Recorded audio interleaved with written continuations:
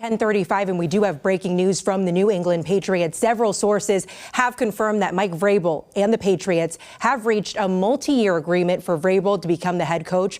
We want to get right to WBZ's Dan Roche. This is a big homecoming. We've been talking about this all week. What do you think about this pick? I think it makes sense in a lot of ways, and I think the Crafts have been criticized for, again, they jumped on Mayo right away without really going through much of an interview process last year, and it was written into his contract as we found out that he was going to be the successor to Bill Belichick, so the NFL was allowing it to happen. This time, this was the guy that they wanted, and I think, Tiffany, I think they looked at it as being with this team every day for the last 9 months. They needed somebody with experience as a head coach in the NFL, with a person to come in almost like Belichick, and Vrabel played for Belichick and has coached in the NFL with Tennessee. They needed someone to come in here and say, guys, this is how we do it from day one. This is my staff. You are the players. We have a general manager in place. Whether they bring in a personnel guy with them, we'll find out. But I think they looked at it and said, this is the right guy, right time, right place to take over the New England Patriots. Now let's talk about that experience, not only as a head coach, but he used to play on the Patriots, so he knows about this organization. How is that really going to help drive this team? Because I know fans are not happy with how last season went. How is that going to impact the next season's performance, perhaps? Yeah, I think, well, he was back here with the Patriots for the Hall of Fame as the Tennessee head coach. And as we found out, he was kind of in the waning days of being the Tennessee head coach in 2023. Sat in Robert Kraft's box with Robert and Jonathan Kraft. So he knows everything about this organization from top to bottom. I guarantee it. He's a hardworking guy, was a smart, good football player, well-disciplined, and I think everything that you saw him in as a football player for the New England Patriots here from 2001 to 2008, when he was part of 3 Super Bowl winning teams, 3 Super Bowl winning defenses, I think that's what he's going to bring here. So he knows exactly what type of player he needs, exactly what environment he has, exactly what the New England Patriots are all about, knows what Robert Kraft is all about, knows what Jonathan Kraft is all about, and he can go from there. Now, the opposite was Mayo in the sense that he was handed a tough deal in that he never had really had that experience of coming in and stepping in as a head coach. He had never done it on any level. So I think that's the biggest difference here. They targeted him, and he popped up. He would have been available to other teams too. I think they felt like they had to get this done. And Mike Vrabel has been vocal about how much he loves New England and how much he loves the team. How do you think he's going to really gel with some of the players on the team now? Well, I think it's instant respect when he walks into that locker room. That's what he has, because he's been here. He can wear his 3 Super Bowl rings if he wants to. He won't do that. He's not that kind of guy. But instant respect here when he comes in, because they know when you look at him, man, he's done that here. He's played here. Much like Mayo, except he's been a head coach in the NFL. And it's big. And he's had success as a head coach in the NFL. Took the Titans to the AFC Championship in 2019. So the players will say, well, yeah, if we listen to what he has to say, we know he can do it. And I think he'll bring a staff, because he's got experience in that regard. He'll bring in a staff that is in sync with him. And that might have been a problem with this year's team. There might have been too many messages, too many different messages coming from many different people. It'll be Vrabel and everyone through. He's a lot more like Bill Belichick than like Mayo was. What difference does it make knowing what it's like being a head coach, the pressure of that? Do you think that there's a difference between that and Mayo's experience as a coach? Absolutely. And again, I feel bad. I felt bad for Mayo. He was thrown into the fire. And Robert Kraft had this vision of him just coming in and being that kind of guy that could command everything and anything. Vrabel, is different. He absolutely knows what he's doing. For Mayo, the year one it's like any new job that you're thrown into. You're trying to feel your way through and figure it out, deal with the media. It's such a different job now than it was even 10 years ago with social media and everything, the players posting on Instagram and everything else that they do. I think that Vrabel's going to say, hey, guys, this is how we're going to do it. Follow me. I will tell you exactly what we'll do. We'll do it hard. We'll play tough. We'll be a disciplined, smart team. And I think that they'll be able to follow that because of him having had experience in that position before and success. And on that note, a lot of the criticism under Mayo is that much of his other coaching staff might not have had that much experience or as much experience as others. We're now looking at Mike Vrabel, the team that he's possibly bringing in. What do you think? How do you think that's going to change? Well, I think that he'll bring in people Or will he keep some of the people that are already there? Or do you think it's going to be new? What usually happens in this case is coaches are still on staff until their contract runs out in the league year when it ends in March. I think he'll interview coaches. He may interview, Matthew Slater and put him in a different position, or bring him back in a certain role. Troy Brown, some of the players that he knows and maybe played with. I think what he'll do also is bring in guys that he's had on his staff in the past that know the NFL way, that can be a coordinator, be a leader, and not have to have, Gerard checking in with all these different people. DeMarcus Covington was the first one to do. So it's we'll see what happens. But I think he's got experience, even in his coaching choices, for what they can do to come in. And it's interesting because I know your phone's blowing up. Everybody's talking about this latest development. Yes, and I have confirmed it, by the way, that it's definitely a done deal. It's the way of the world nowadays. But there's 6,000 reports out there. Mike Vrabel is the newest Patriots head coach. And what about the players' reaction to this? Towards the end of the season, a lot of players were very vocal about how the season was going. They were very vocal about, the organization and things happening behind the scenes. What do you think the morale in the locker room is going to be like moving forward? It's an interesting question, too, because watching the young players play now, Tiff, and I don't want to sound like an old man, but man, it's a different environment even than it was 2 or 3 years ago, watching players come in. I think most athletes, most people want to see a leader and want to follow them if they buy into what he brings. And I think that's the biggest thing.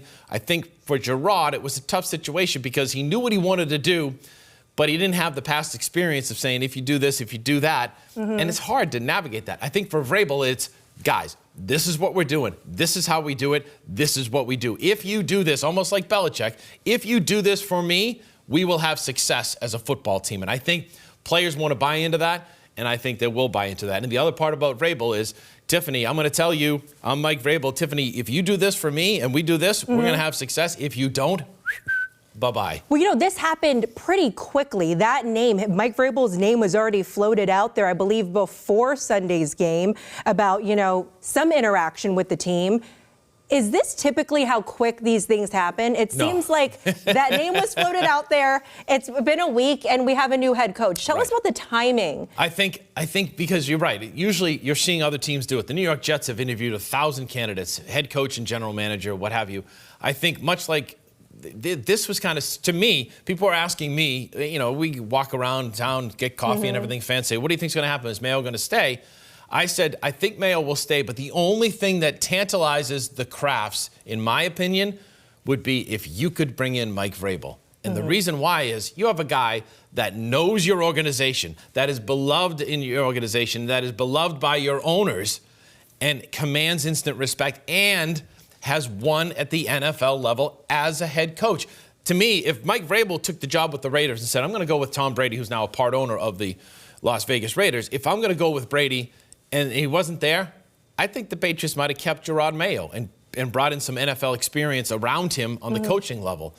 I think it's because you had this opportunity staring you in the face, a 3-time Super Bowl champion who played for you right in front of your eyes. That's why the Crafts struck. And I give them credit. It's hard, Tiff, to go into a situation and admit you're wrong, especially these, billionaire owners and everything else. Robert laid it out. I loved Gerard Mayo and still does. Do you think it was the pressure from the fan base? I know. I just think it was, again, being around, I just think that there were signs that this wasn't going in the direction that the Crafts thought it would go in. And I felt like they needed to make a change because it wasn't going to get better quickly. And Vrabel, being a former Patriots linebacker, are there certain strengths from him that you think is really going to help the shortfall of the current Patriots team as we know it right now? Well, I think the biggest, the biggest question mark to us last year is what happened to the defense, right? The defense was a top 10 defense last year. And yes, they lost Matthew Judon. They traded him away, and they lost others to injury. Juwan Bentley was a big injury. Kyle Duggar was banged up. They had injuries, but it was a lot of the same personnel. And to me, that's a sign of coaching. So I think Vrabel was a linebacker, a smart linebacker, who, by the way, caught a touchdown pass in the Super Bowl. He's one of the few people to do that as a defensive player. But he knows what he's doing defensively, and I think that's the instant fix you'll see about this football team. You may see a lot of turnover, too. They may, Mike Vrabel might say to Robert and Jonathan, like, I think we got to just kind of build around Drake May from the bottom and up and go from there. But I think knowing how smart Vrabel is, he'll relate to Kyle Duggar. He'll relate to Juwan Bentley. He'll relate to all the players that are in place. Dietrich Wise, if he comes back. I think that's a good sign for Patriots fans because their defense could get back quickly to being a real good defense.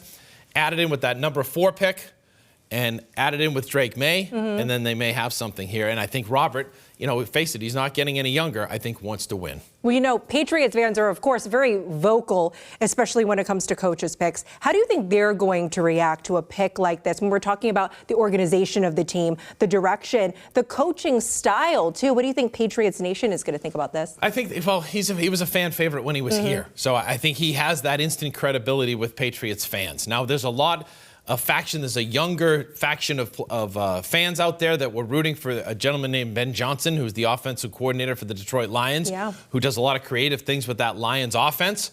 But I think old school Patriot fans, and I think a good majority of Patriots fans are going to say, this guy knows what he's doing. We're going to give him a chance, and I think they'll be on board. So I think this also, and again, let's face it, Tiffany, we're in a sports town where you're battling the Celtics for dollars, you're battling the Bruins, Red Sox, Rebs.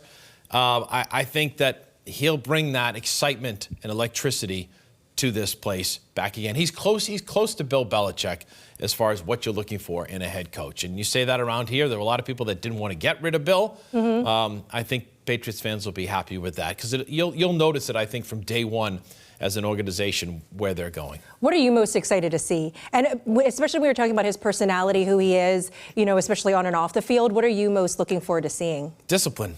And you think that was really missing last season? The Ramondre Stevenson thing sticks out. He fumbles. Gerard Mayo says, we're not going to start him, and he starts.